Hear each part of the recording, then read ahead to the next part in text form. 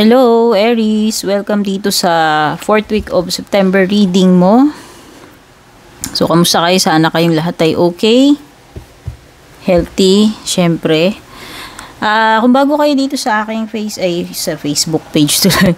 Kung bago kayo dito sa aking YouTube, don't forget to subscribe and paki-like and follow na rin yung aking Facebook page, Instagram, TikTok. Para sa mga bago dito, kung hindi nyo alam paano mag-book ng personal reading, mag-send lang kay private message sa aking Facebook page. Yung link at details nakalagay sa description.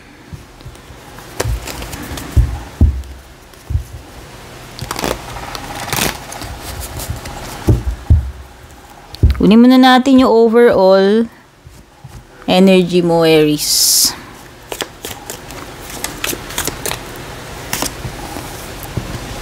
Wind chimes. Peace and harmony. So, ayan, ganda naman ng 4th week of September mo, Aries, no? Ibig sabihin, may peace and harmony. Walang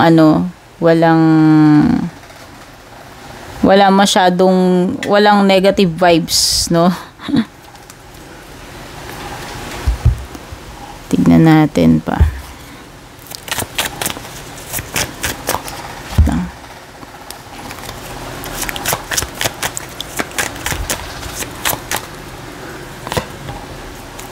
Death.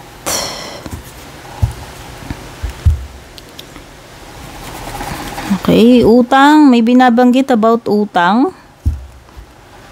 So, baka may magbabayad sa'yo. Or, pwedeng ikaw yan. Pwedeng magbabayad ka. Or, yan, pwedeng walang laman yung wallet. Ibig sabihin, baka kapusin, no? Pwedeng kakapusin and may tendency umutang. Meron ka ring detachment. Dating sa love life mo. I had to let this go so I could clear my mind. Yan. Pagiging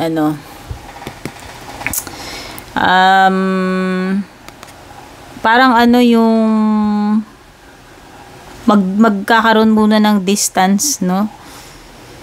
Kasi nga, pwedeng gusto ninyo, wala munang stress, no? Gusto nyo muna maging clear yung pag-iisip ninyo. So, parang temporary na pahinga sa mga stress from your love life. Okay? So, you will try to detach muna from your person para lang, alam mo yun, makaluwag-luwag.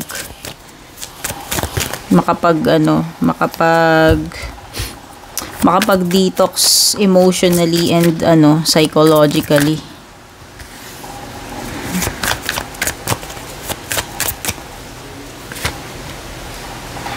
May Libra energy dito. Meron ding Taurus energy. Pwedeng may maka-encounter ka na ganyan.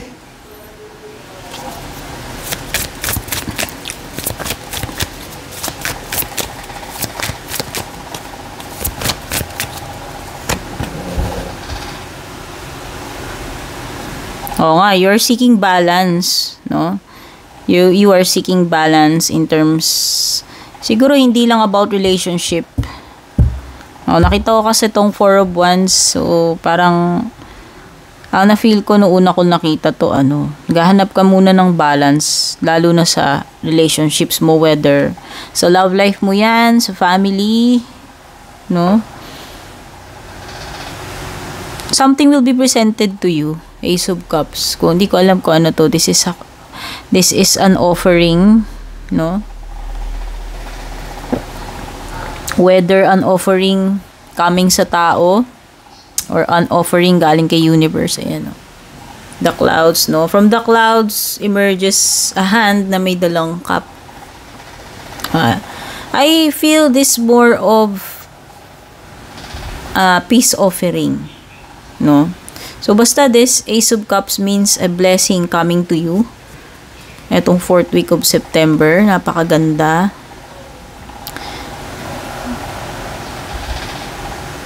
Justice card. So, may inaasikaso ka bang, ewan ko, mga legal matters? Pwedeng mga, mga may kinalaman sa mga dokumento. Balance again. Okay. So, I realized, justice card, balance nga pala. So, nakita ko dito, 2 cards of balance yung lumilitaw. So, sa tingin ko nga, makakapag-ano ka dito. Makakapag-clear ka ng mind mo sa relationship mo din. No? At saka magkakaroon ng balance ito talagang 4th week of September para sa iyo, Aries. Maliwanag yung card ng balance, 2. Someone would ask for advice sa iyo. Pwedeng ikaw ang mag-a-advise dito sa person na to, lalapit siya, or ikaw yung nangangailangan ng advice. Either way. Also, I sense someone na may kinalaman sa pag-mentor, or parang hindi ko alam, pwedeng lawyer, teacher, or advice. Basta merong advice na may kinalaman sa 4th week of September mo. Either pupunta ka sa doktor, mapapakonsult ka, or hihingi ka ng advice from someone, or ikaw yung magbibigay ng advice, no?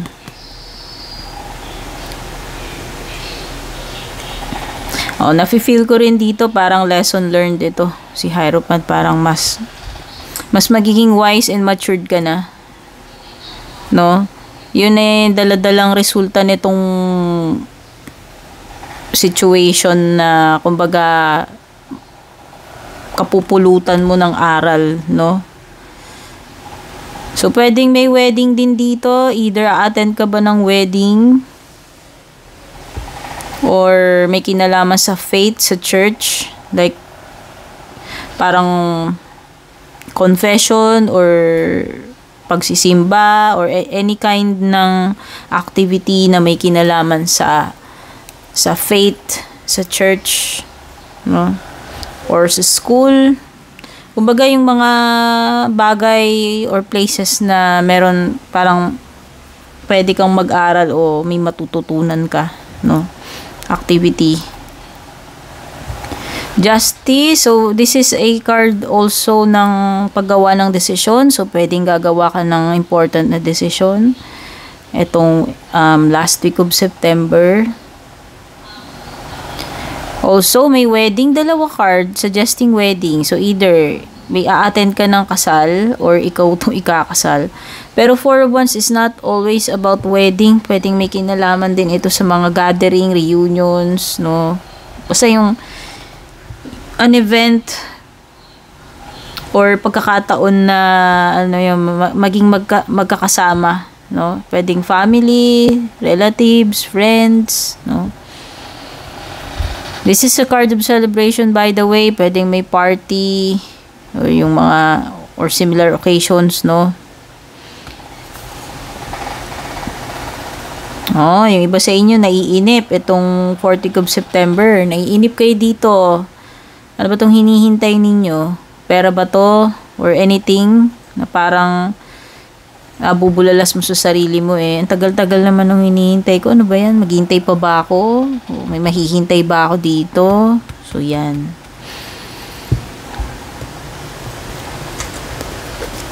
Bago kong makalimutan, Aries pala, lucky day mo, Monday, lucky numbers mo, 22, 12, 29, 33, 49, and 54. And by the way, may nanalo na sa loto. Wow, diba? Sana all. Additional messages for you. You have eagle, triumph over troubles, obstacles. Magkaroon ka man ng mga challenges itong 4th week of September, katapusan, masusolve lahat yung mga yan, no? Ma-overcome mo yan. Keep your life in balance. That's what I told you, 'di ba, kanina? Itong justice. Balance ayan, tama yung kinukutob ko. Kasi pinakikiramdaman ko yung cards kanina and nasa-sense ko is about balance, and then lumitaw yung justice card, 4 of Wands, and then lumitaw pa nga yung scales, no? Keep your life in balance daw. Hammock. Taking a vacation physically and mentally, yun din yung sinabi ko kanina dito sa card of detachment, no? Di ba yung may binanggit ako about well-being, whether it's emotional or psychological, eto yun. Ito na naman, so this is another confirmation doon sa sinabi ko doon. Table, hard work ahead. So, magiging very busy itong 4th week of September mo unto the katapusan. And something special or important na paparating sa'yo by November. Okay, Aries. Sorry, nababanggit ko tuloy Aquarius kasi nakita ko yung letter A sa listahan ko. Aries yun eh. Okay, Aries, sorry naman sa aking pagkakamali. Aries, salamat sa pagbisita rito. Don't forget to subscribe. Kung hindi ka pa nakaka-subscribe, take care and God bless.